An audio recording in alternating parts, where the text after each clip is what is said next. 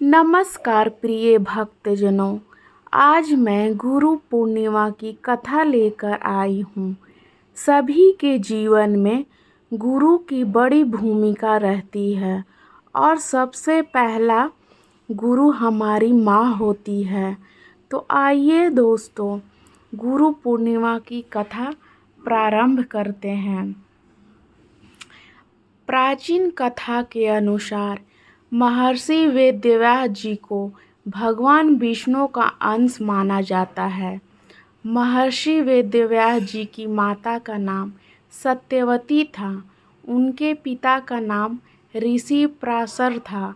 महर्षि वेदव्यास जी बचपन से ही अध्यात्म में बहुत ही रुचि रखते थे।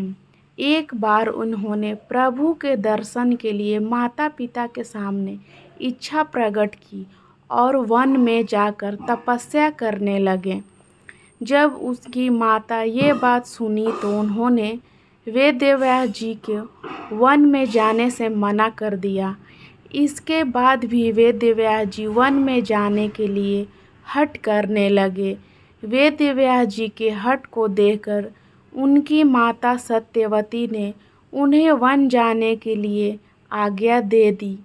इसके बाद वेदव्यास जी वन की ओर जाने लगे तो उनकी माता ने उनसे कहा कि जब भी तुम्हें घर की याद आए तुम बिना हिचके घर आ जाना। माता के इन वचनों के सुनने के बाद वेदव्यास जी दोबारा से वन की ओर चल दिए। वन में पहुंचकर वेदव्यास जी कठोर तपस्या करने लगे। निरंतर भगवान का ध्यान गाने और कठोर तपस्या की वजह से वेदव्यास जी को संस्कृत भाषा का ज्ञान हो गया। संस्कृत भाषा के ज्ञान के पश्चात उन्होंने वेद, 18 महापुराण और ब्रह्मा सूत्र की रचना की। आज के लोग को वेदों के ज्ञान का श्रेय महर्षि वेदव्यास जी को दिया जाता है। गुरु पूर्णिमा के दिन महर्षि वेदव्यास जी को प्रथम गुरु के रूप में याद किया जाता है।